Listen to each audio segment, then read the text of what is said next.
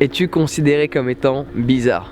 Que cela soit par ta famille, tes amis ou même tes collègues au boulot, est-ce qu'on t'a déjà dit quelque chose du genre « Mais t'es différent toi ?» Mais pourquoi tu te comportes pas comme tout le monde? Mais pourquoi t'es pas normal? T'as pas envie d'avoir une attitude normale, comme tous les gens? Non? T'as pas envie de te comporter comme tout le monde? Est-ce qu'on t'a déjà dit ça? Alors c'est bon signe et mauvais signe à la fois. Parce que être bizarre, il n'y a pas que du plus, il y a aussi du moins. Il y a toujours un revers de la médaille. Donc on commence par laquelle? Pile ou face? Le plus ou le moins? Bon, le mauvais côté. Je préfère toujours commencer par le mauvais, comme ça on finit bien. Happy days, alléluia. Donc le mauvais côté, quand tu es considéré comme étant bizarre, tu as tendance à être mis à l'écart. Chose qui paraît logique, parce que tu es différent. Et à travers une différence, on voit une séparation. Quand tu aimes quelqu'un, tu ressens une connexion parce que tu as l'impression d'être comme cette personne. Tu as l'impression que cette personne est toi. Donc il y a une connexion, il y a une union.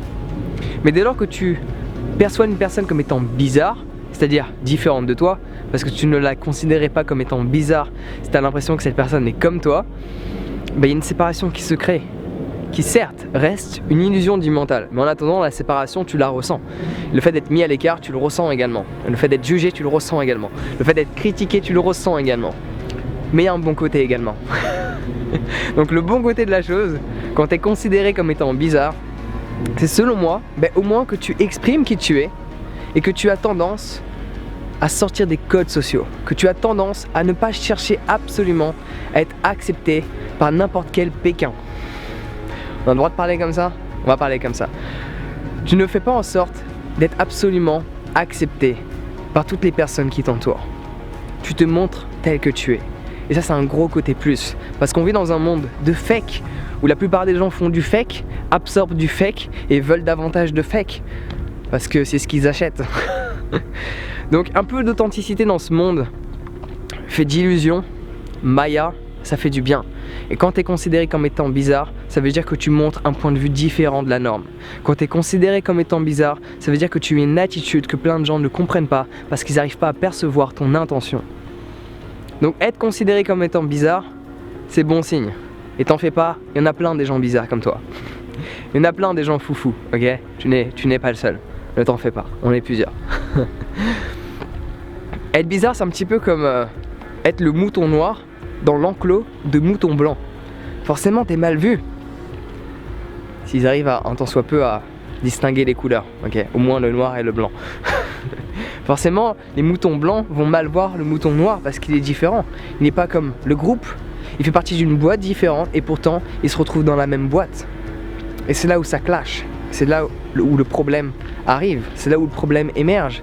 C'est que tu te retrouves entouré de personnes qui ne correspondent pas à ta manière de voir les choses. Tu te retrouves entouré de personnes qui ne correspondent pas à ton mode de vie. Par ce fait, ils te considèrent comme étant bizarre parce que tu fais partie de la minorité et non pas de la majorité. Donc être bizarre, c'est juste une question de point de vue en soi. Nos paroles peuvent être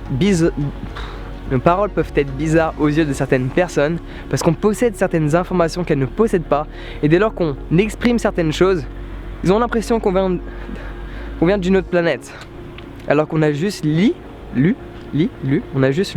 certains livres très intéressants, on a juste développé certaines facultés. Ça se dit ça aussi? Là je suis perdu, hein. Mon français, et pourtant je suis de retour en France, hein. Mais là j'ai l'impression de le perdre. On a eu certaines expériences qui nous ont appris pas mal de choses. On a cultivé nos connaissances. On a appris pas mal de choses. Et par ce fait, quand on s'exprime, on dit certaines choses qui peuvent choquer. Parce que ces personnes-là ne sont pas habituées. À ce moment-là, on est considéré comme étant bizarre. Parce qu'ils ne possèdent pas les mêmes informations que l'on contient.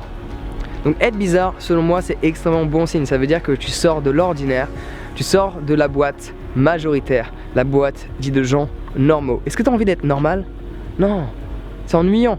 Être normal veut dire ne prendre la vie au sérieux. Être normal veut dire c'est un peu chiant. Quand t'es bizarre, t'as tendance à être foufou un petit peu sur les bords. À montrer tes défauts, à les apprécier. Même si, suivant le processus dans lequel tu te trouves, ça peut être difficile à vivre. Mais on a tendance, quand on est bizarre, à être un peu foufou. Et c'est ça qui est bon. c'est qu'on profite de la vie parce qu'on fait en sorte de mettre le regard des autres de côté et de plus se préoccuper de ce que l'on ressent à cet instant présent. Oui, je suis bizarre. Je suis bizarre et je suis fier de l'être. Avec mes qualités et mes défauts. J'exprime ce que je veux dire. Je suis ce que je veux être. Avec toute ma bizarritude qui va avec. Donc j'espère que cette vidéo va t'aider si tu es considéré comme étant bizarre par les gens de ta famille, tes collègues au boulot. Dis-toi juste cela. C'est bon signe. Ça veut dire que tu es différent et tu montres cette différence. Parce que tu ne serais pas considéré comme étant bizarre, parce qu'on l'est tous d'une certaine manière, parce qu'on n'est pas tous normaux, on respecte pas forcément tous les codes sociaux, mais on se donne cette image et on projette cette image comme quoi on les respecte, alors qu'on n'a pas envie de les respecter. Est-ce que tu as envie de faire un 9h, 5h? Non. Alors pourquoi tu le fais? Pour respecter les codes sociaux, parce qu'on t'a dit qu'il fallait le faire, et qu'on t'a dit que c'était pas possible de vivre différemment. Alors qu'au final, c'est faisable. C'est un exemple parmi tant d'autres. Mais quand tu es considéré comme étant bizarre, ça veut dire que sur certains aspects de ta vie, tu ne respectes pas les codes que l'on t'a instaurés. Par ce fait, tu es considéré comme étant bizarre parce que tu prends ta propre voie et non pas la voie que l'on t'a dit qu'il fallait prendre. Donc si tu es bizarre, alléluia. Donc sur ce, prends soin de toi, passe une bonne journée et on se voit bientôt.